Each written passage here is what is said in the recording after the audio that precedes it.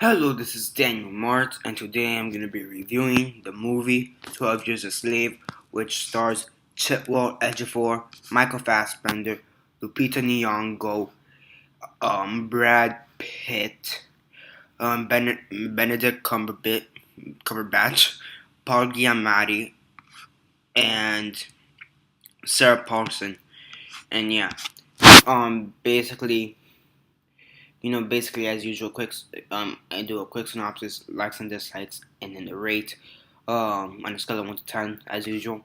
So yeah, but before I do that, for those who haven't watched the movie for whatever reason, I recommend go watch it out. I know it's still in theaters for whatever reason. I think this is like 6 months already. I don't know. I know it's still in theaters. And I also know that still, it's already on DVD and Blu-ray, so you go check it out there. So two options to check it out. You also have Netflix, so you can also check it out there. So yeah, 10 seconds as usual, starting now.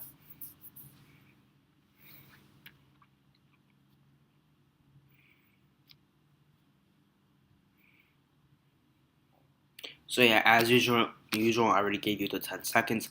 So yeah, don't complain down in the comments below or be messaging me that I never gave you a fair warning, because I did. I gave you the 10 seconds as usual. So yeah, 12 Years a Slave is based on the book of Solomon Northup, who also happens to be the main character. Based on the book 12 Years a Slave, and it's directed by Steve McQueen. And basically, it's of Solomon Northup's experience of 12 years as a slave. I mean, there's no other way to put that without giving the whole rest of the plot. I mean, it's just Solomon Northup's experience being a slave, um, before, during, and after his time in slavery, and yeah, that's just I think that's the most basic explanation as I could ever possibly give. I think that's also the most basic synopsis I've ever given. But that's basically it. 12 Years a Slave. Title says it all. So yeah. Now, this movie, as most people point out, is hard to watch, okay? Now, in my opinion, it's not really that hard to watch, but I do understand as to why other people state it is hard to watch. Now, I believe, and I'm pretty sure, actually, I don't believe, I know the reason why I don't think this movie is hard to watch is because the media has basically desensitized the hell out of me. Whether that's a good thing or a bad thing, that's up for debate. I'm not saying it's a good thing. I'm also not saying it's a bad thing. So I really don't care. So having said that, this I'm most of the scenes here that would make a normal person cry. I'm not calling myself odd, but not non-desensitized person. Let's say, those scenes didn't make me cry. Well, maybe two of them. So yeah, but I do understand as to why some people say it is hard to watch. And indeed, there are some scenes that are a bit hard to watch, no matter how desensitized you are, such as me. Um, yeah, the characters, they're likable or unlikable depending how they're supposed to be portrayed, which is very well done. Uh, Speaking of characters, I mean, Lupita Nyong'o's character Patsy, she was incredibly portrayed. Her struggles, her wanting to commit suicide at one point, then seemingly coming back. That was well portrayed. And same thing with Solomon Northup. His struggles. Him missing his family and him, missing them, crying for them in the inside but not showing it in the outside. And him hiding his literacy, that he could read and write from the slave owners. That was also well done. And what I mean by that is because if they found out that he could read and or write, they'd probably just lynch him. So that was a good tactic, not tell anyone. So yeah. There's this one character though that annoyed the hell out of me. Um, I believe he was portrayed by Paul Dano or something like that. His name was like Tidbit.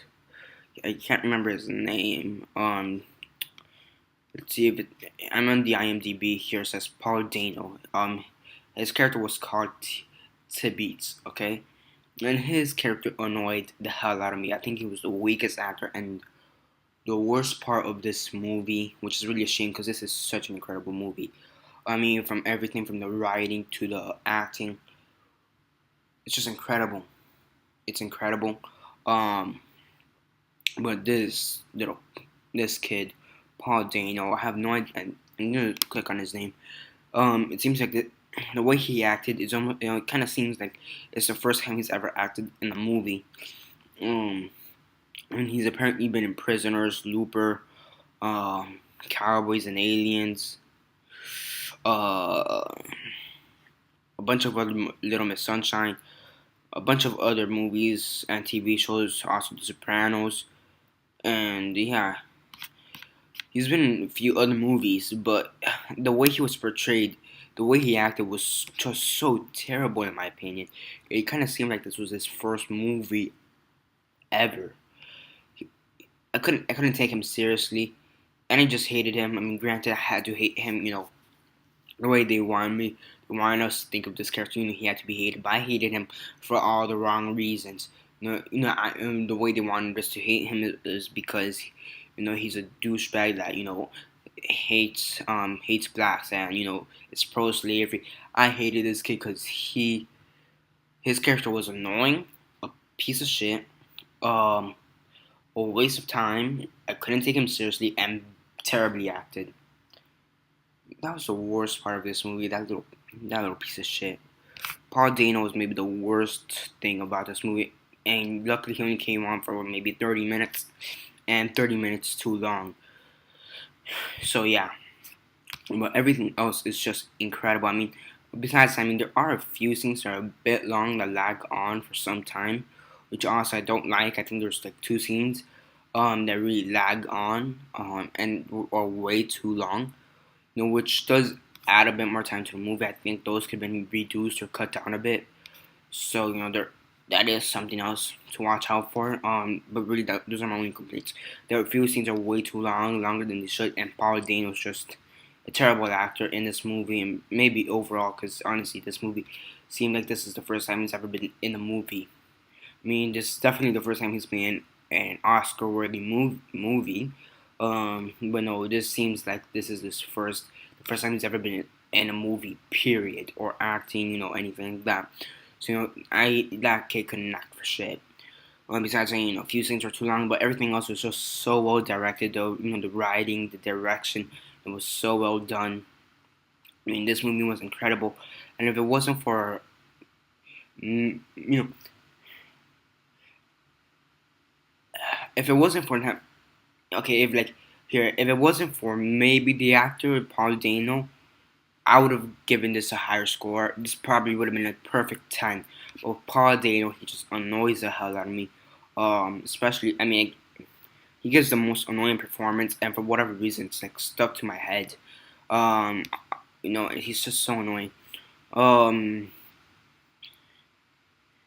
so yeah, I mean, I would give this a full 10 out of 10 if Paul Dano and his character, if Paul Dano wasn't in the movie and his character to Beats had a better actor. B to Beats the character wasn't even in it, then we wouldn't have Paul Dano. Or C, Paul Dano wasn't such a horrible actor in this movie. So if any of the if Paul Dano was in whatever way not associated with this movie, I would have given this a 10 out of 10, near no problems, except for the scenes. But having Paul Dano annoying the shit out of me, it's one of those performance things that just kind of sticks to you, and it's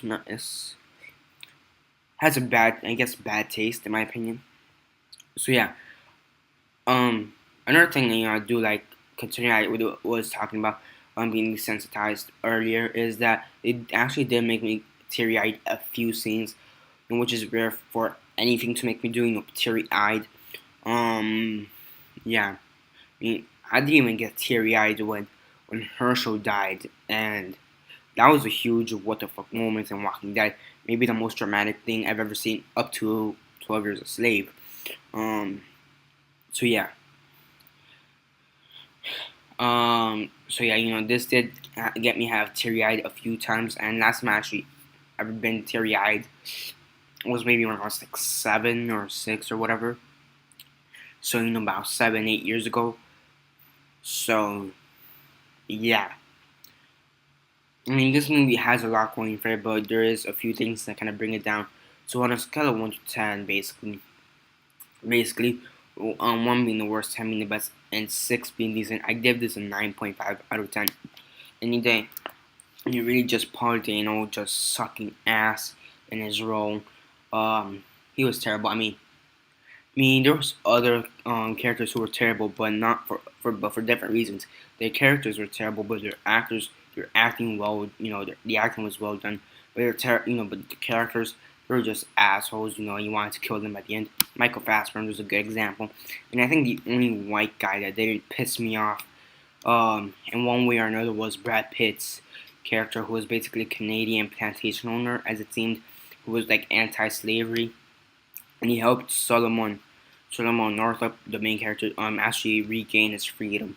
So that is good. I mean, everybody but Brad Pitt, every white guy except for Brad Pitt, um, basically pissed me off one way or another. Um, but the difference is that Paul Dano's character pissed me off for the wrong reasons. So yeah, uh, yeah. I mean, there's really nothing else to say. 9.5 out of 10 is what I would give it. Take up Paul Dano, and maybe I give it, very likely, I give that a 10. Um, and yeah, that's basically it for this review. Remember to subscribe if you want to check out more movie reviews that come from me. I also review TV shows and movies and comic books. So definitely stay tuned for those. Comment below on your thoughts on Paul Dano as an actor. Do you think he sucks ass like I do? Do you think he's actually somewhat good, or do you think he's eventually gonna become a better actor? I honestly think he sucks ass. He should get out of the business, and he was a terrible addition to this movie. Um, yeah, yeah. So yeah, that's basically it for this review. Remember to comment below, subscribe, share on Twitter, Facebook, MySpace, or whatever you guys prefer. And that's basically it for now. This is Daniel Mart signing off.